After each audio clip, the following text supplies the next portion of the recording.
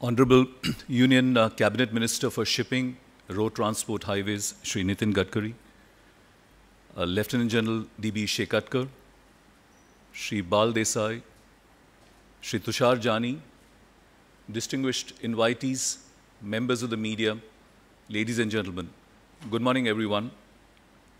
At the outset, I am deeply thankful to the Finns for having extended this very kind invite to me to be here amidst all of you in the forenoon and to share a few perspectives and insights. It's a matter of honor and privilege to be here amongst all of you. The topic that's been chosen and it's been assigned to me is ease of doing business.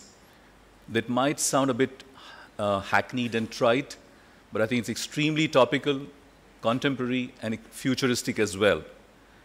Now, let's get down to the basics as to what do we understand by the proposition ease of doing business. To my mind, if you actually sort of drill down and do a drop down of this, primarily it implies that you need to create an ecosystem which is congenial, which is business friendly, and it has some of these key attributes as underpinnings. Some of these are, for instance, you need clarity, you need complete stability, certainty of policies, transparency, and a sense of engagement with the stakeholders on an ongoing basis. If this is the proposition that we seek to advance, let's go about trying to grapple with what has happened in the last 2 odd years in advancing the cause of ease of doing business. A lot of what I say today is probably again going to be repetitive because I'm sure most of you would have heard me saying this in multiple fora over the last year or so. But even at the cost of repetition, it's crucial that we emphasize some of these developments which have now come to characterize the way we conduct the civil service and the governance structures. Since I represent and head the Indian National Maritime Administration, the Indian flag, I'd like to sort of share firsthand of what we have done in the past 2 odd years in this direction. I think one of the primary attributes of this would be the legislative framework which enables. At the end of the day, we are all mindful and cognizant of the fact that the legislative framework, the environment in which laws operate and which bear down on the way you transact and makes life simpler and easier for you as entrepreneurs, and it enables you to pare down or trim transaction costs and transaction times. If that is the litmus test of the legal framework, I think with due modesty, with due deference, I must say that we have made significant strides in the last 2 odd years. Let me just remind you that we've had this legacy parent enactment of the Merchant Shipping Act, which is the Bible, as it were, the constitution, as it were, of the merchant shipping industry in the country. This goes back to the year 1958. It has served the test of time in the last 60 odd years that it has operated. But clearly, a time has emerged when we need to revisit and try and see as to whether we can reform, re-evaluate, recalibrate this legal framework. And to that end, ladies and gentlemen, what has happened is we have begun an exercise as of the second half of 2015, where we embarked on the directions of the Honorable Minister in trying to put in place a new merchant shipping bill. As of January this year, I'm happy to share with you that after a series of consultations and engagements with stakeholders such as you and a whole host of others, straddling about 6 odd months, we were able to formulate a draft of this merchant shipping bill. This is currently doing the rounds of various administrative and legal processes, including vetting by the Law Ministry. This was put out in the public domain for a good 75 days, almost 2.5 times in terms of time frame than is the standard practice, considering the salience and the far-reaching implications of the way the law will then operate, hopefully not for the next 50 years, but perhaps for the next 25 years to come. The mandate set by the Honorable Minister and the Secretary of the Ministry of Shipping is that we need to push and drive to ensure that this bill is tabled after all the due processes are completed in the ensuing monsoon session of Parliament. That's a very onerous task, so we'll do our best, we'll endeavor to try and fulfill that aspiration. The key characteristic of this bill is such that this has virtually halved the number of provisions, and it's not just a scissor that we sort of happily exercised in trying to trim the provisions. This is a very calibrated attempt to try and reduce, minimize those very stringent, overbearing and overarching provisions which had made life difficult for you as entrepreneurs in the merchant shipping space in the last 50-odd years. Just to drive home the piece of stats, from about 588 sections, we are now down to 267. From number of parts being about 25, we have sort of drawn it down to 16. We have been driven by the simple mantra of simplification, codification, and rationalization. At the end of the day, just to illustrate, what we have done is, for example, you had a regime of survey, certification, and inspection, which those of you who are familiar, all too familiar perhaps with the merchant shipping legislation, straddles many parts or many chapters of the existing law. What we have sought to do, and this is purely by way of an illustration, is we have aggregated all that and put it in one place so that then the application of that can straddle all the relevant parts of the bill. That's the way we have gone about this. Concurrent with this, we have now ensured that the secondary, this being the primary of the substantive legislation, the secondary legislation is in the form of the rules. There have been a whopping number of 67 rules which have been in play for the last 50, 60 years under the Merchant Shipping Act.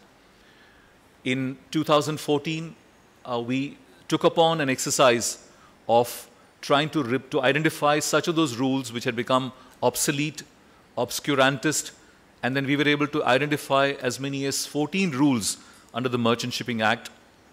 And I'm happy to state that 13 of them stand repealed. One is at the last vestiges of repeal.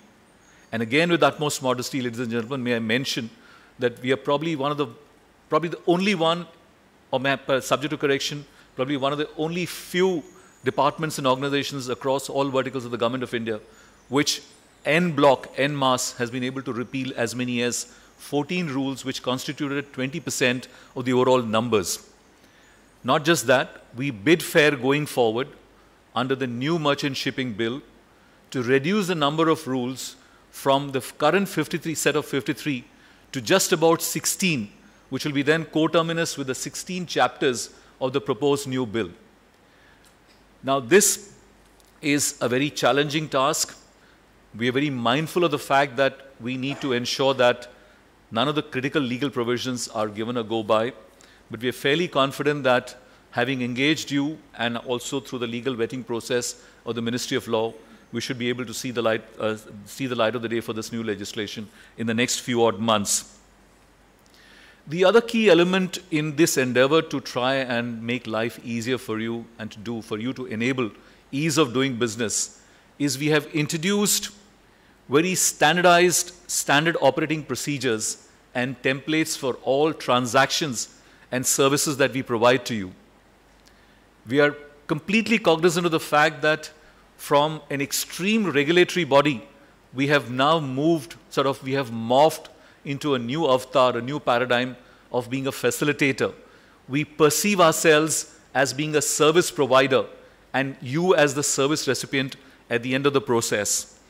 If that be so, what we have done is you have pretty much for every activity that we discharge, be it under the Merchant Shipping Act and the other two legislations, we are now trying to ensure that there is a standard operating procedure, there is a template which is available in our website in the public domain, which spells out as to what you are in for as a service recipient when you come and engage us and when we provide you a service.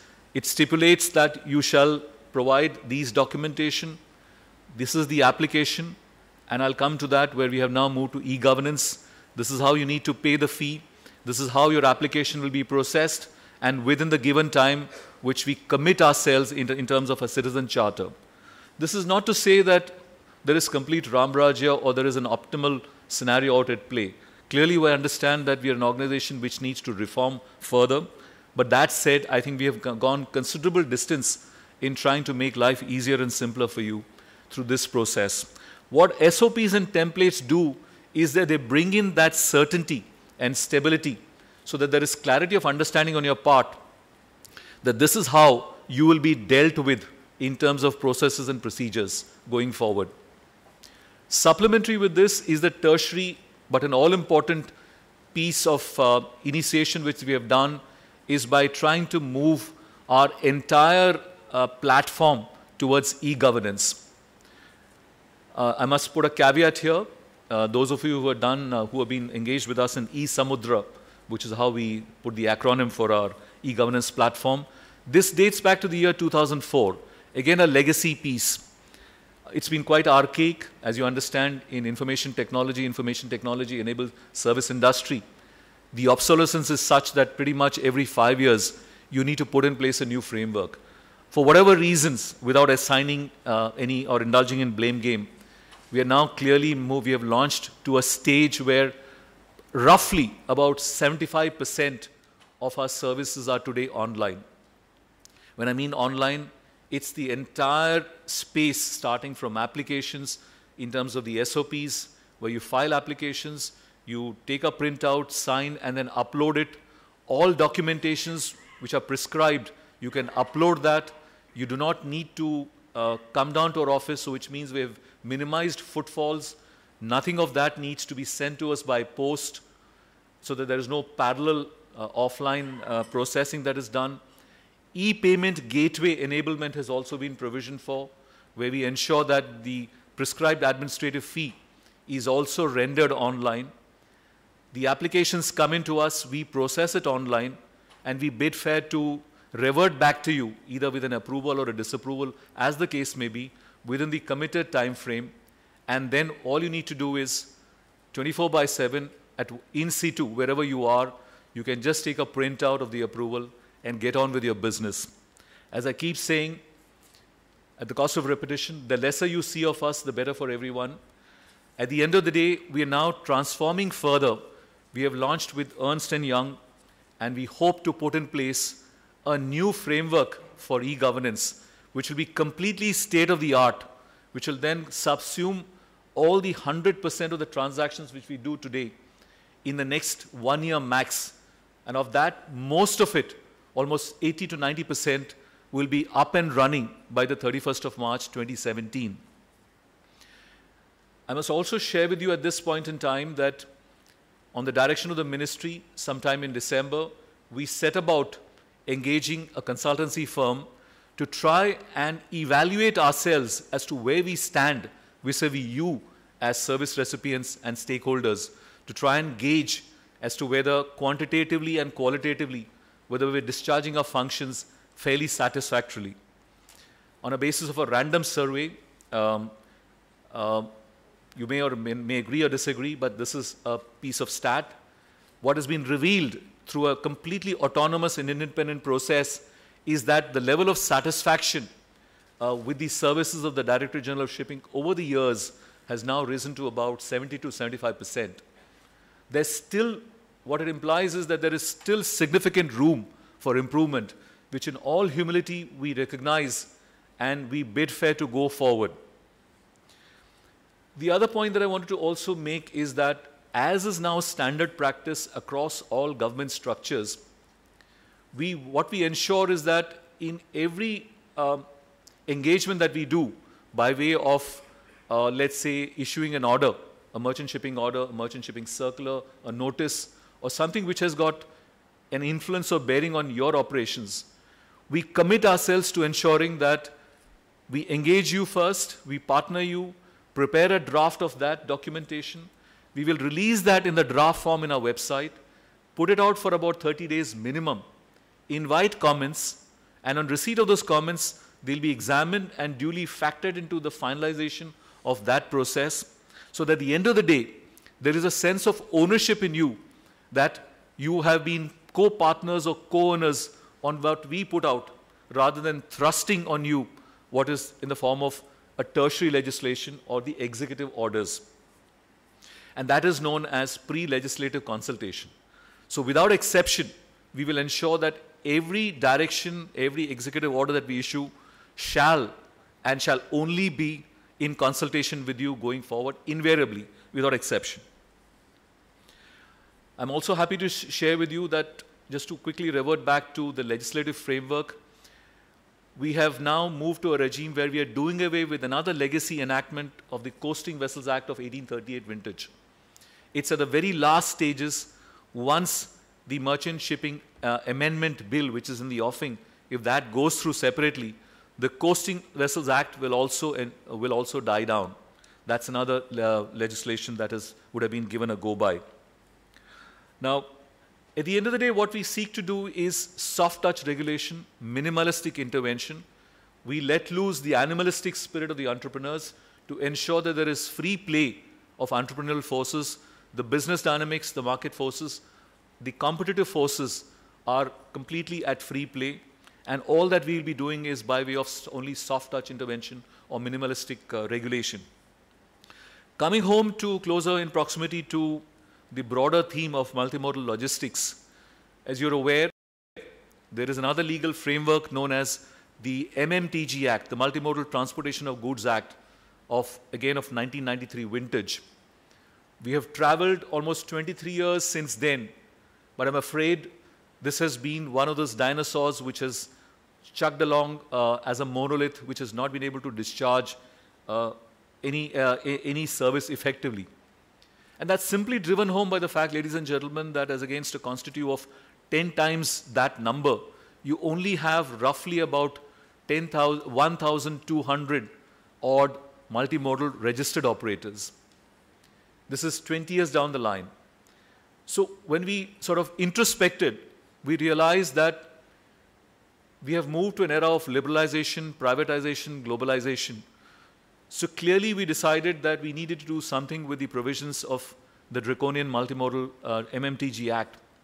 So a committee with which I was completely associated in 2013 and 2014, and this is something which was overdue, we have decided very simply that there is no need for a registration with the Directorate General of Shipping, and we deregulated. The only two caveats here will be that we will institutionally create, if all goes well, and if this piece of amendment of the legislation goes through in the Parliament and subject to the Honourable Minister's approval, is that we will be creating verticals called as self-regulatory organizations within the multimodal transport sector. The proposition of SROs is fairly popular across various domains today.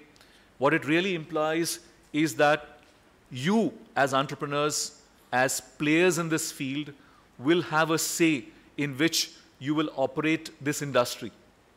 The only caveat or the intervention that we will be doing is as to what will enable you to qualify as an SRO will be put out by way of a standard operating procedure.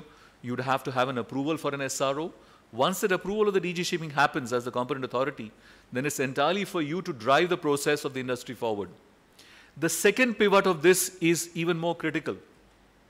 There have been increasing complaints, a slew of complaints that, and I don't want to take sides, the jury is out, that in a certain segment of the industry is getting shortchanged, there is overpricing, there is predatory pricing, and at the cost of the end consumer.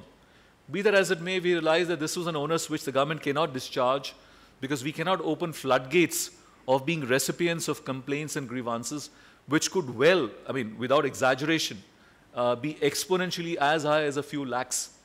And there's no governance structure which can then arbitrate or conciliate on these grievances. So what we thought the next best proposition was to create a structure, a framework with the SRO, where at a two-tier level, the SROs would then form grievance committees, grievance redressal forums, as we put the acronym. You would hear them out, hear out the stakeholders, the complainant and the opposite party, and that you would arrive at a dispute resolution through the process of conciliation. This is not arbitration, so this is not a very legal process, but it's a more informal process. So hopefully, at the end of the tunnel, there would be a resolution found. We also provisioned that if that is not satisfied, you have a provision for escalating to the next level of an appellate forum. So this is currently under consideration in the government. So simplistically put, the SROs and a grievance redressal forum But I must say what happened is that in the meanwhile, there was another study conducted by the Indian Institute of Foreign Trade on this very paradigm, which we are now trying to incorporate and fuse into these recommendations. And parallelly, what we have done is we have also proposed, articulated legalese or formulations for amendments to the MMTG Act, which is also currently with the government for its consideration. Before I wind up, I must happily share with you that in terms of ease of doing business, and I say this with utmost modesty and due deference, there have been 3 stellar examples of what the government and the stakeholders can collectively do in actually making the so-called quote-unquote ease of doing business an actual reality. If you recall, the Indian consumers, EXIM consumers were bedeviled by the high-risk area insurance premiums ever since Somali piracy was at play from the year 2008. The Joint War Group, or the led by the Lloyd's Syndicate, they were charging extraordinary, astronomical sums as marine insurance cover in 2008, 9, 10, 11, almost up to 12, courtesy the Somali piracy phenomena. Post the reduction, almost the containment, the full containment of Somali piracy of the coast of Somalia since the 10th of July 2012, we then in the Government of India, the Director General of Shipping, the Ministry of Shipping, the Ministry of External Affairs, the Indian Navy, over a period of 3 years, through an extremely hard-fought, articulated battle in several international fora, we were able to ensure a rollback of the high-risk area from 78 degrees to 65 degrees east longitude, effective from 1st December 2015. Not just that, we entered into a dialogue with the Joint War Group, and we were able to convince them, consequent to which there was a rollback of this insurance premium, again on their part, as of 10 December 2015. What it implies for you, simply put, ladies and gentlemen, is that there is a net saving, an estimated saving of anywhere from around 800 crores to about 4,000 crores for the national economy annually post this development. And this is only because of a collaborative effort of various stakeholders in the government and outside. The other point that I wanted to drive, and this is making life easier for you in terms of ease of doing business. The second instance, which I wanted to illustrate again with due modesty, is a very recent contemporary case in point. There was a vessel, I would not want to name it, an Indian flag vessel, which fell foul of the sanctions regime of the United Nations as late as on the 27th of April 2016. It carried a cargo, a consignment of around 650,000 barrels of oil from a certain port, Al Harega in Libya, in the bona fide belief that this was cargo legitimately taken from a government of the day in Libya and from the National Oil Corporation of Libya. And lo and behold, 2 days later, I get a call at 5 a.m. from the Indian Permanent Representative of the United Nations at New York, informing that, unfortunately, this oil was picked up from a government which is not legitimately recognized by the United Nations, because there was a parallel government in operation in Libya, and there was a parallel National Oil Corporation. This, blissfully, the Indian National Flag Company and also the management company was completely unaware. I committed myself to the permanent representative then and there that we will ensure that we are in full compliance to the international regime, the sanctions of the UN. And immediately at 5:20, I called up the top management of that company, 5:20 a.m. on the 27th of morning, and I ensured that the vessel went back, and as of 6th May 2016, it went back to the port of Zawiya in Libya, discharged oil under supervision of the Government of National Accord, which is the UN-recognized government, and of the National Oil Corporation. And then as of 12th May, in a record span, an unprecedented span of 16 days, and I don't say, and this was told to be, this is seldom it has happened ever, that there is a de-designation or delisting of this vessel in India from the UN sanctions list. It's a record 16 days, and this is again because of collective effort of the flag administration, the various stakeholders in the government, and the ship owning and the ship management company. Again, an instance where if we partner, I'm sure we can make ease of doing business an absolute reality. The other one is something which I think all of you, those who attended the seminar on VGM, the Verified Gross Mass, now this is something which is now breathing down your neck. Come 1st July 2016, which is just barely 13 days down the line, you have the IMO resolution, which stipulates that from a maritime safety perspective, all container ships must ensure that in every single container which is loaded must have its weight assessed, conveyed to the master, and if it is not within a given tolerance limit, it shall be offloaded from the perspective of maritime safety. I'm happy to say again with modesty that India is one amongst the only 12 countries in the world, and mind you, when you extrapolate it to 171 member states of the UN, we are only amongst the dozen countries which has been able to find a resolution. Possibly not the best, but I think a workable solution which now is in full play. We have gone back a few months. We have had extensive consultation with the industry. We have put out a merchant shipping notice as of 17th of May, a month and a half. And I must also mention to you, advanced maritime nations like the United States of America is still grappling with ways and means and challenges to resolve this. Again, this is kudos to a stellar partnership between the industry and the administration here. All I wanted to say in conclusion, ladies and gentlemen, that the sky is the limit. It's a work in progress. We have come this far in the path, the trajectory of ease of doing business. There are still, as to use Robert Frost's pace and what John F. Kennedy used to say, there are many more miles to go before you sleep. I'm sure clearly with collaboration and engagement with all of you stakeholders, and as very responsible and responsive maritime administration and in the government, we commit ourselves to ensuring that hopefully in the next 1 year latest, we will transform the Directorate General of Shipping as a user-friendly and a completely e-governance driven service provider. With this, I thank the organizers once again for this opportunity. Thank you so much for your patient hearing. Wish you all the very best in whatever you do in your transactions. Thank you so much.